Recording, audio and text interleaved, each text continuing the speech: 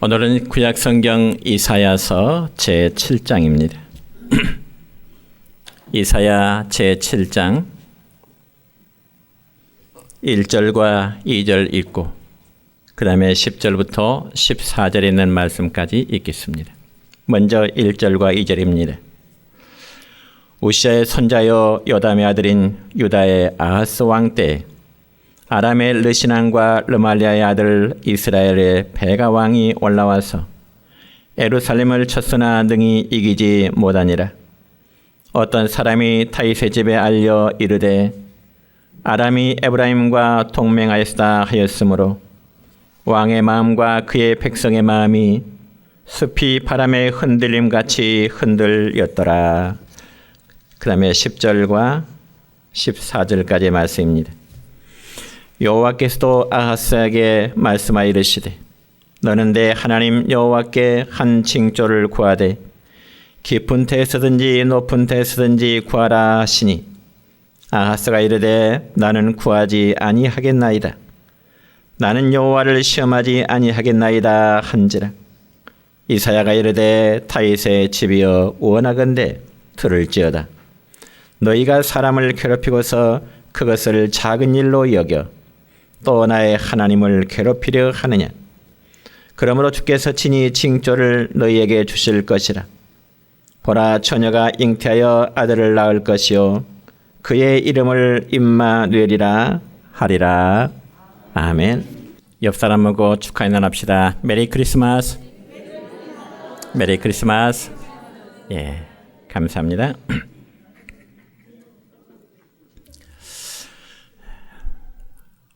오늘은 성탄절을 맞이해서 구약성경 이사야서 7장 1절과 2절 그리고 10절부터 14절까지 있는 말씀을 중심해서 임마누엘이라 하는 제목으로 말씀을 선포하고자 합니다.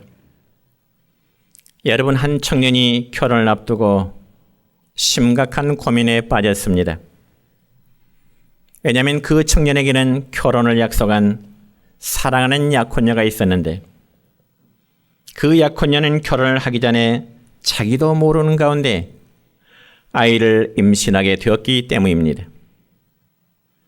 그래서 그 청년은 약혼녀의 임신에 대하여 누구하고도 의논할 수도 없고 또 알릴 수도 없는 참으로 충격적인 사실을 마음에 간직하고 고민해도 그에 대한 답이 나오지를 않았습니다. 그러자 그 청년은 마음의 고민을 누구에게도 알리지 않고 조용히 약혼의 관계를 파혼을 하고자 생각을 했습니다. 그러면서 그 청년은 고민하는 가운데 잠이 들었는데 꿈에 천사가 나타나서 그에게 이런 말을 합니다. 너와 약혼한 처녀가 임신을 하게 된 것은 어떤 부정한 행위로 말미암아 이루어지지 않고 성령으로 된 것이다. 그리고 그가 아들을 낳게 되면 그 이름을 예수라라. 구체적으로 예수 탄생에 대한 예고를 전해주게 되는 것입니다. 그러면서 예수라는 이름의 뜻은 백성들의 죄를 구원할 자라고 하는 그러한 사실까지도 알려주게 되었습니다. 그리고 그러한 일은 선지자의 예언대로 보라, 처녀가 잉태하여 아들을 낳으리니 그 이름을 임마누엘이라 하신 대로 구약의 선지자들이 예언한 대로 그대로 성취되어질 것이라는 사실까지 알려주게 되었습니다. 그러자 그 청년은 스스로 안고 있던 모든 고민이 해결되어지게 된 것입니다. 그래서 그는 자기의 약혼한 처녀를 아내로 데려왔지만은 아들을 낳기까지는 역시 동침하지를 않게 된 것입니다. 그러면 과연 그 청년은 누구일까요? 그는 바로 다윗의 후손인 의로운 사람 목수 요셉이고 그리고 처녀는 마리아였습니다. 그리고 마리아가 낳은 아들이 바로 예수님이시고 우리는 그 낳은 날을 축하하고 그리고 기념하면서 이제 감사하는 날이 바로 오늘 성탄절입니다. 그래서 오늘 우리가 함께 읽었던 본문 14절의 말씀 보면 이사야라는 선지자는 처녀의 몸을 통해서 태어날 예수님에 대해서 이렇게 예언을 하고 있습니다. 함께 읽습니다. 주께서 친히 징조를 너희에게 주실 것이라. 보라, 처녀가 잉태하여 아들을 낳을 것이요 그의 이름을 임마누엘이라 하리라. 아멘. 그런데 여러분, 여기 임마누엘이라는 단어는요, 세 가지 뜻이 함께 합해진 합성어입니다. 그래서 히브리어로 임이라는 말은 함께란 뜻이 있고요, 마누라는 뜻은 우리와 함께라는 뜻이 있고, 엘이라는 단어는 하나님이라는 뜻입니다. 그러니까 결국 이 세 단어를 임마누엘이라고 하는데, 이 뜻은 바로 하나님이 우리와 함께 계신다, 그런 뜻입니다. 그러면 과연 임마누엘 대신 예수님의 탄생은 오늘 우리에게 어떠한 의미가 있을까요? 첫째로 하나님이 우리를 찾아오신 사건이 바로 임마누엘의 사건입니다. 여러분, 임마누엘은 말씀하신 대로 이루어진 사건입니다. 그래서 신약성경 마태복음 1장 22절의 말씀을 보면 이렇게 기록됩니다. 시작. 이 모든 일이 된 것은 주께서 선지자로 하신 말씀을 이루려 하심이니. 아멘. 선지자로 예언했던 말씀이 이루어졌다. 그러니까 여러분, 예수님의 탄생은 이사야 선지자가 예언했던 그 예언의 사건이 실제로 이루어진 사건이라는 말씀입니다. 여러분, 구약성경 창세기 3장 15절의 말씀 보면 하나님께서는 사탄에게 하시는 말씀이 있습니다. 그 말씀이 무엇일까요? 시작. 내가 너로 여자와 원수가 되게 하고 내 후손도 여자의 후손과 원수가 되게 하리니 여자의 후손은 내 머리를 상하게 할 것이요 너는 그의 발꿈치를 상하게 할 것이라. 아멘. 여러분, 이 말씀을 보면 하나님께서는 사탄의 모형으로 나온 뱀에게 이르시기를 여자의 후손 중에 한 사람이 너의 머리를 상하게 할 것이라, 그렇게 말씀하시는데, 여기서 말씀하는 여자의 후손이라는 것은 바로 우리 주 예수 그리스도를 의미하고 있는 것입니다. 여러분, 성경에 보면은 아이는 늘 아버지인 남자가 낳았다고 했지 여자가 낳았다고 기록하고 있지 않습니다. 여러분, 실제로는 신약성경 마태복음 1장의 내용을 보면은 예수님의 족보의 내용인데 실제로 1절부터 2절부터 4절까지의 말씀을 보면 이런 말씀이 기록됩니다. 시작. 아브라함이 이삭을 낳고 이삭은 야곱을 낳고 야곱은 유다와 그의 형제를 낳고 유다는 다말에게서 베레스와 세레를 낳고 베레스는 헤스로를 낳고 헤스로는 람을 낳고. 아멘. 그러니까 다 아버지, 즉 남자가 낳았다고 하다가 다말이라든지 혹은 라합이라든지 혹은 루시라든가 우리아의 아내라든가, 특별히 예수님의 족보 속에서 여인들의 이름이 나올 때는 남자 아무개가 여자 누구에게서 누구를 낳았다 했지 여자가 아이를 낳았다고 성경에는 언급하고 있지 않습니다. 그럼에도 우리는 구약성경 창세기 3장 15절에 보면은 여자의 후손은 유일하게 남자는 관계없이 여자로만 단독으로 언급됩니다. 그러니까 남자와 관계없이 성령으로 잉태되어 이 땅에 태어날 예수님이야말로 여자의 후손 오신 그 말씀이라는 것입니다. 여러분, 임마누엘은 하나님이 육신 즉 사람의 몸을 입으시고 우리 가운데 찾아오신 사건이 바로 임마누엘의 사건이요, 거룩하신 하나님이 사라의 모습으로 우리 가운데 오신 성탄의 사건입니다. 여러분, 예수님은 하늘나라의 영광스러운 보좌를 버리시고 죄인된 저와 여러분을 구원하시려고 낮고 천한 이 땅에 인간의 몸을 입고 우리 가운데 찾아오셨습니다. 이 놀라운 사건을 가리켜서 우리는 소위 성육신 사건이라 그렇게 말하는가 하면은 때로는 성탄절이라 그렇게 부르고 있습니다. 이것이 바로 임마누엘의 역사입니다. 여러분, 특별히 세계의 다양한 종교들은 인간이 신적인 존재를 찾아갑니다. 우리 주변의 수많은 다양한 종교들, 그 바로 인간이 신적인 자기들이 섬기는 신을 찾아가지만은, 그러나 기독교는 유일하게도 하나님이신 그분이 우리 인간을 찾아오신 종교가 바로 기독교의 특징인 것입니다. 그러면서 주인들과 함께 하시고, 그리고 그 사랑을 확증하고자 우리를 찾아오셔 우리처럼 되어주신 사건, 임마누엘의 사건이요, 바로 성육신의 사건인 것입니다. 그래서 시작성경 요한복음 1장 14절의 말씀을 보면 이런 말씀이 있습니다. 시작. 말씀이 육신이 되어 우리 가운데 거하심에 우리가 그의 영광을 보니 아버지의 독생자의 영광이요 은혜와 진리가 충만하더라. 아멘. 그렇습니다. 여러분, 성육신하신 예수 그리스도는 하나님 나라의 모든 영광을 버리시고요, 이 땅에 오셔서 인간들의 아픔이라든지 사람들의 질고라든지 그리고 인간이 지을 수 있는 모든 허물들을 주님은 친히 경험하시게 된 것입니다. 그리고 어느 누구보다 더 확실하게 우리들을 이해해 주시고요, 우리의 연약함을 위로하시고요, 우리의 아픔을 함께 해주시고요, 우리와 함께 해주신 것입니다.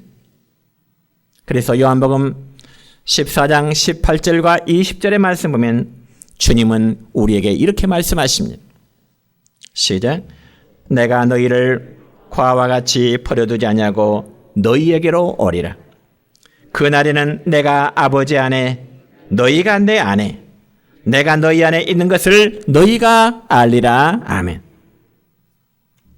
이처럼 임마누엘로 오신 주님은 우리에게 말씀하시기를 내가 너희들을 과처럼 버려주지 않겠다, 그러므로 함께 하시겠다고 말씀하십니다.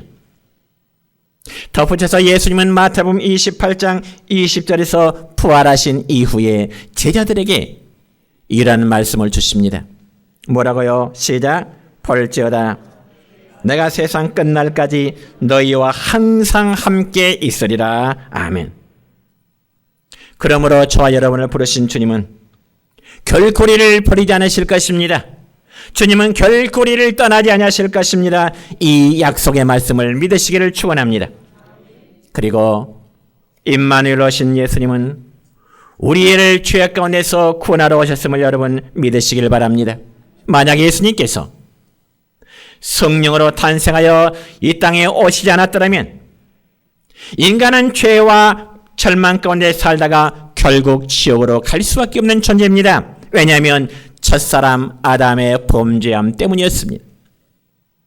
그래서 성경에서는 우리의 죄됨을 로마서 6장 23절에 보니까 이렇게 기록되어 있습니다. 시작.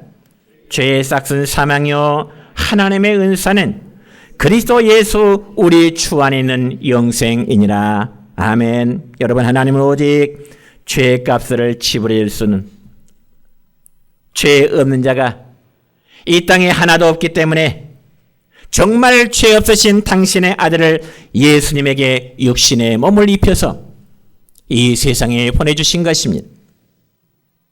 그래서 마태복음 1장 21절에 보면 이렇게 기록되어 있습니다. 시작. 아들을 낳으리니 이름을 예수라라.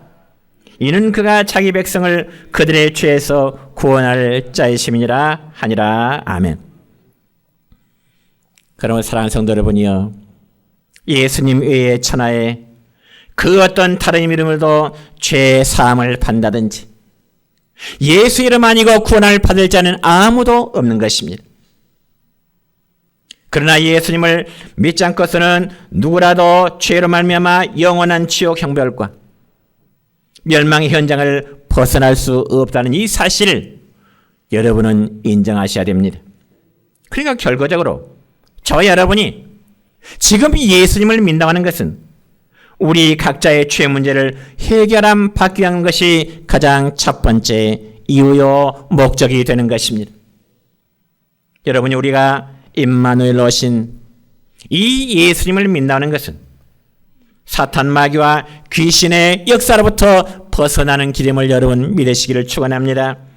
그리고 사망 권세를 이기시고요, 영육간에 우리가 사는 길이요 진정 행복한 길이요 영생함을 얻는 길이 바로 구약의 선지자를 통해서 이 땅에 보내신 그 예수님을 믿는 길이 우리 영육이 복받는 길임을 여러분 믿으시기를 축원합니다. 두 번째로 임마누엘로 오신 예수님을 우리는 영접하며 이제는 순종하는 삶으로 살아가야 되는 것입니다. 여러분, 하나님께서는 구약의 미가라는 선지자를 통하여 약속하신 메시아를 보낼 텐데 그분은 유대 땅 베들레헴에 보내시리라 그렇게 약속하십니다. 그 말씀이 구약 성경 미가서 5장 2절에 기록됐는데 거기에 보면 이렇게 기록됐네요. 시작. 베들레헴 에브라다야, 너는 유다 족속 중에 작을지라도 이스라엘을 다스릴 자가 내게서 내게로 나올 것이라. 아멘. 그러니까 하나님께서 아들 되신 예수님을 이 세상에 보내시되 어디서 태어나실 것이냐? 바로 유대 땅, 이스라엘 땅 베들레헴에서 이제 탄생하실 것이라 아주 구체적으로 하나님은 선지자 입을 통해서 말씀하고 계신 것입니다. 그렇다면 그 약속을 들은 유대인들은 당연히 자기 땅에 오신 선지자를 통해서 약속하셨던 그 장소 유대 땅 베들레헴 오실 때 당연히 유대인들은 예수님을 메시아로 영접을 해야만 마땅한 일입니다. 그러므로 여러분, 신약성경 요한복음 1장 12절의 말씀을 보면 유대인들의 반응은 과연 어떠했을까요? 함께 읽습니다. 자기 땅에 오매 자기 백성이 영접하지 아니하였다. 예수님이 메시아로 자기 땅에 오셨지만은 유대인들은 예수님을 메시아로 영접하지 않았다는 것입니다. 그러니까 유대인들은 미가 선지자가 예언한 그 말씀이 이루어졌음에도 불구하고 깨닫지를 못했다는 거지요. 그러니 메시아요, 그리고 구원자로 오신 예수님을 영접할 수 없었던 것입니다. 그러므로 하나님이 우리를 찾으시고 우리를 죄에서 구원하여 영생의 후사가 되는 복을 주시고자 하시지만은 여러분, 이 사실을 믿지 못하고 이 사실을 우리가 이제 순종하지 않으면 예수님과 나는, 구원자 메시아신 예수님과 나는 아무런 관계가 없게 될 것입니다. 그리고 임마누엘의 은총과는 전혀 상관이 없는 그런 사람이 되고야 말 것입니다. 그래서 인간은 자기 자신이 죄인이라는 이 사실을 전혀 인지하지 못하는데 그게 바로 인간의 불행입니다. 왜냐하면 영적 무지함 때문입니다. 여러분, 우리가 흔히 쓰는 말 가운데 무식이 죄라는 말이 있지요. 무식이 죄다. 여러분, 그 말은 우리가 하나님 앞에서도 영적인 면에서는 마찬가지입니다. 영적인 지식이 없다면 죄에 대해서도 무지하며 그 결과에 대해서도, 죄에 대한 결과에 대해서도 무지하기 때문에 임마누엘의 은혜를 받을 수 없다는 그 말씀입니다. 그래서 여전히 죄값에 요구하여 심판과 형벌을 받게 될 것조차도 모르면서 사는 것이 예수님을 영접하지 않냐는 일반인들의 모습인 것입니다. 그러면서 이 세상에 살 때는 돈과 지식과 권력만 있으면 정말 세상에서 행복하게 살 수 있을 것이 아니냐, 그런 사고를 가지고 살아게 되는 거죠. 그러나 사랑하는 성도 여러분이요, 우리는 그런 것을 다 가졌다고 사는 것이 아니라 정말 사탄 마귀의 권세와 그리고 죄의 권세와 사망의 권세로부터 벗어나야, 이 문제를 해결해야 우리의 삶이 복된 삶인 줄 여러분 믿으시길 바랍니다. 그럼 우리 성도들이 정말 착각하지 말아야 될 것은, 세월이 가면 우리의 지난날의 과거의 죄가 자동적으로 없어지는 줄로 여러분 착각하지 마시기 바랍니다. 뿐만 아니라 사람의 죄가 죽으면 그만이라는 생각을 하지만은 절대로 죄는 자연적으로 소멸되지 않습니다. 우리의 과거의 죄가 되었든지 현재의 죄가 되었든지 시간이 흐르면 나의 모든 죄가 하나님 앞에서 자동적으로 소멸되는 것 결코 아닌 것입니다.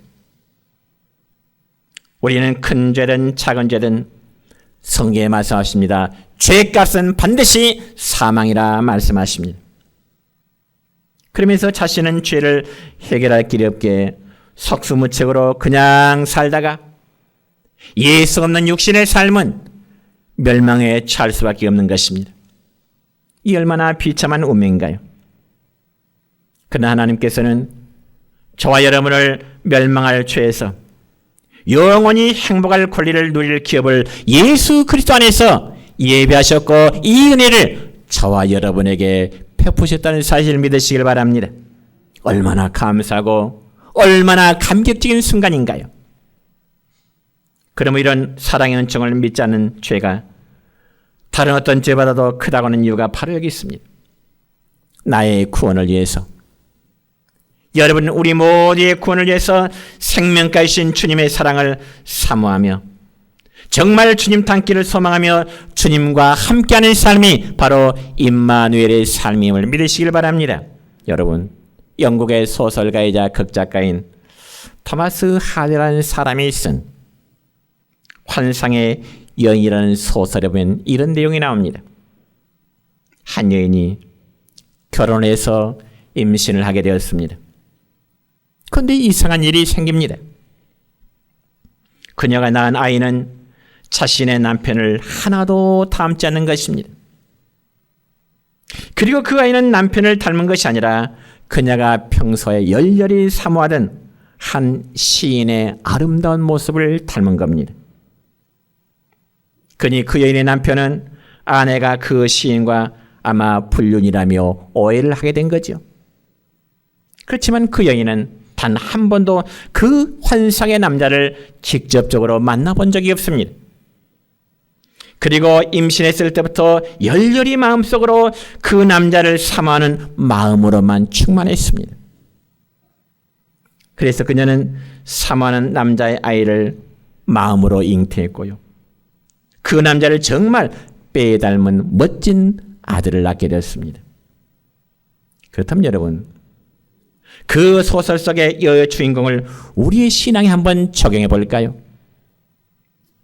그러면 우리도 그 임산부처럼 정말 예수님을 사모하며 살아가는 그런 믿음의 모습이 되어야 되는 것입니다. 그래야 할 때 우리는 우리의 삶의 은혜와 우리의 생각과 그리고 우리의 행동에서 예수 그리스도를 닮아가게 될 줄로 믿습니다. 여러분, 사람이란 어느 누군가를 삶의 모델로 삼고자 할 때 내가 삶의 모델로 삼고 하는 그 삶을 우리는 자연스럽게 닮아가게 되는 것입니다. 그럼 우리는 모든 각자는 삶의 모델로 정말 예수님 닮기를 축원합니다. 여러분, 찬송가 463장 4절에 보면은 이런 찬송의 가사가 있습니다. 우리 같이 한번 불러볼까요? 예수 닮기 원합니다. 진심으로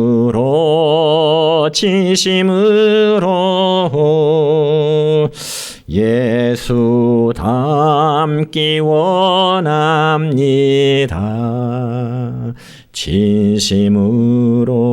진심으로. 여러분, 그래야 할 때 우리의 삶을 통하여 우리의 모든 삶의 전반이 정말 예수님 닮아가는 그러한 삶의 인격으로 변화될 줄로 믿습니다.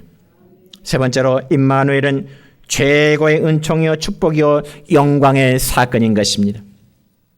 여러분, 오늘 본문 14절의 말씀을 다시 한번 볼까요? 시작. 보라, 처녀가 잉태하여 아들을 낳을 것이요 그의 이름을 임마누엘이라 하리라. 아멘. 그런데 여러분, 우리가 이 말씀을 바르게 이해하려면 역사적인 배경을 알아야 될 필요가 있습니다. 여러분, 특별히 주전 750여 년 전 당시 이스라엘이라는 나라는요, 남과 북으로 나누어져 있었습니다. 마치 우리나라처럼 말이죠. 그래서 북쪽에 사는 10지파는 그대로 이스라엘이라는 나라의 국호를 사용했고, 남쪽 2지파는 유다 나라라 그렇게 국호를 사용했습니다. 그리고 북쪽 이스라엘 왕들은 여로보암의 후손들이고, 남쪽 유다의 왕들은 다윗 왕의 후손들이게 된 것입니다. 그런데 남북으로 갈라진 이 두 나라는 마치 분단된 우리나라처럼 그렇게 서로의 관계가 좋지 않았습니다.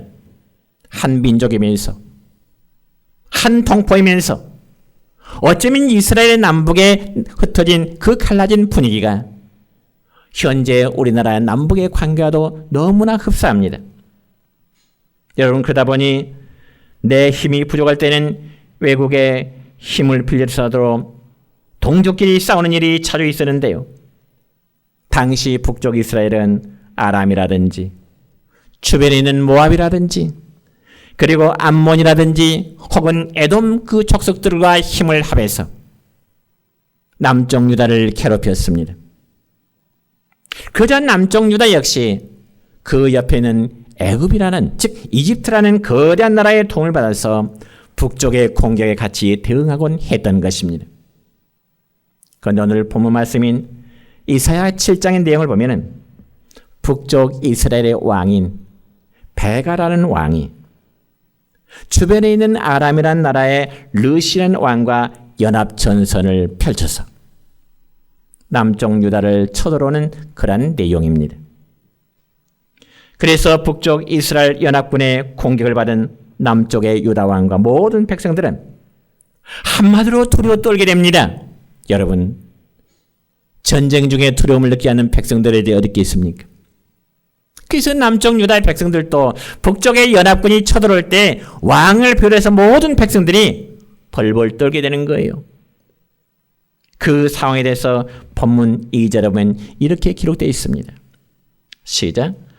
어떤 사람이 다윗의 집에 알려 이르되 아람이 에브라임과 동맹하였다 하였으므로 왕의 마음과 그의 백성의 마음이 숲이 바람의 흔들림같이 흔들렸더라. 아멘. 왕의 마음과 모든 유다 백성들의 마음이 마치 숲이 바람의 흔들림처럼 흔들렸다. 여러분, 이 말씀 보면 유다 왕과 백성들은 북쪽 이스라엘의 연합군들이 남쪽으로 쳐들어온다는 그 전쟁의 소식을 듣고 얼마나 놀랬던지, 흔히 우리가 표현한 말로 사시나무 떨듯 떨었다는 겁니다. 왕도 떨고요, 모든 백성들이 전쟁의 두려움 속에 사시나무 떨듯이 벌벌 떨게 된 것입니다. 왜 그랬을까요? 도저히 당해놓을 수 없는 국가적인 위기를 만났기 때문에 그렇습니다. 그런데 바로 그때 하나님께서는 두려움에 떨고 있는 유다왕 아하스에게 하나님은 이사야 선지자를 통해서 이런 말씀을 주십니다. 무슨 말씀일까요? 오늘 본문 읽었던 4절의 말씀입니다. 시작. 너는 삼가며 조용하라. 르신과 아람과 르말리아의 아들이 심히 노할지라도 이들은 연기나는 두 부직갱이 그루터기에 불과하니 두려워하지 말며 낙심하지 말라. 아멘.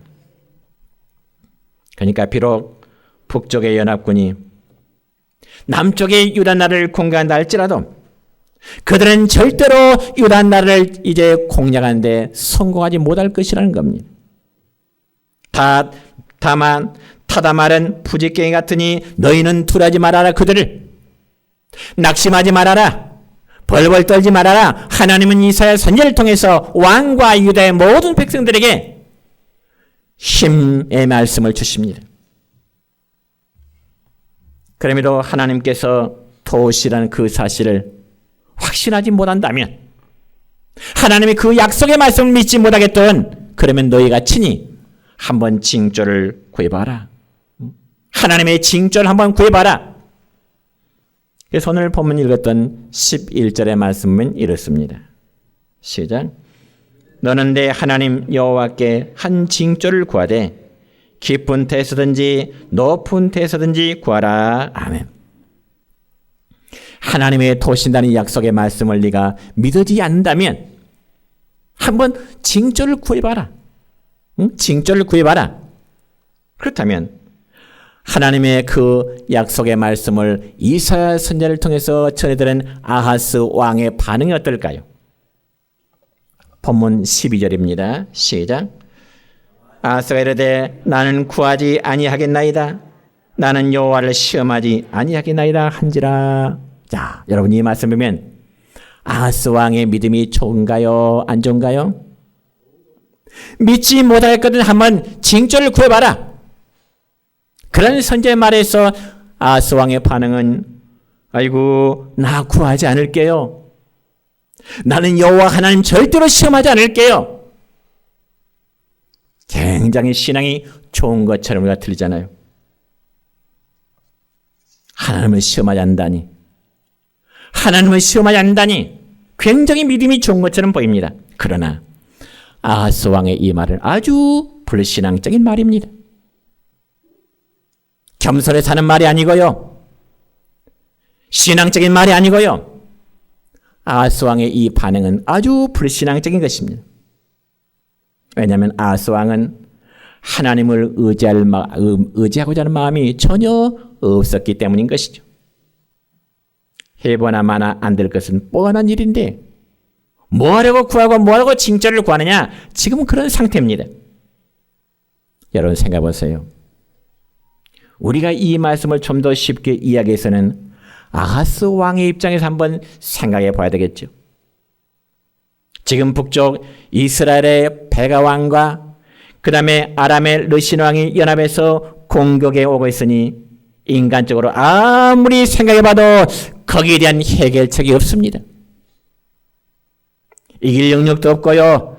달리 어떠한 방도를 취할 만한 형편이 되지를 못해요. 그러니 아하스 왕의 생활은 도무지 승산이 없는 그런 전쟁의 싸움이 될 수밖에 없다는 그런 생각뿐입니다. 그러자 바로 그때 하나님께서는 남쪽의 유다가 이긴다고 하는 약속의 표시로 바로 동정녀의 탄생을 징조로 말씀하십니다.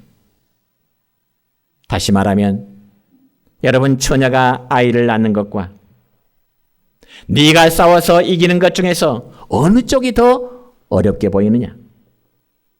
어느 쪽이 더 불가능해 보이느냐? 지금 하나님의 말씀은 그겁니다. 여러분 누가 보더라도 처녀가 아이를 낳는다고 하는 것 훨씬 어렵고요. 어렵다기보다는 불가능할 수밖에 없고요. 여러분 전쟁이라는 것은 어때요? 상대방이 아무리 강할지라도 내 편에서는 어느 정도의 힘과 전략을 가지고 싸우게 되는 것입니다. 그래서 전쟁은 수적인 열세라든지 혹은 무기의 열세에 있어서도 전략만 잘 세우면 숫자적인 열세라도 아니면 어쩌면 무기의 열세라도 전략만 잘 세우면 승리할 수가 있는 것입니다. 그런데 여러분 처녀가 아이를 낳는다는 것은 말도 되지 않는 불가능한 일이잖아요. 그럼에도 하나님께서는 불가능한 그 일을 내가 이루겠다고 말씀하십니다. 그게 바로 하나님께서 아하스 왕에게 보여주시는 하나님의 징조라 그 말입니다. 지금 하나님이 아하스 왕에게 처녀가 아이를 낳는 도저히 불가능한 일도 내가 하는데 이 전쟁을 이기게 해주겠다는 것을 네가 믿지 못하느냐? 하나님은 아하스 왕에게 책망하고 계십니다. 하나님이 반드시 그렇게 할 것이라고 하는 확실한 근거를 하나님은 제시하고 계시는 것입니다. 사랑하는 성도 여러분이요, 오늘 말씀에 마무리합니다. 오늘 우리는 이 말씀 가운데 임마누엘의 깊은 뜻을 확인하고요. 그 기쁨, 그 믿음을 가지고 여러분의 마음속에 기쁨이 있기를 축원합니다. 인간적인 생각으로 아무리 불가능한 상황 가운데에서도 임마누엘 신앙을 가진 사람은 현실에 굴복하지 않습니다. 현실에 주저하지 않습니다.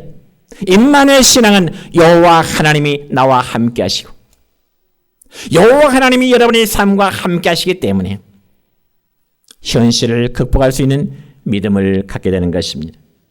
그리할 때 전능하신 하나님이 저와 여러분이 함께 하실 것이요. 우리 모두 임마누엘 신앙으로 승리하시는 모든 성도 되시기를 다시 한번 주의 이름으로 축원합니다.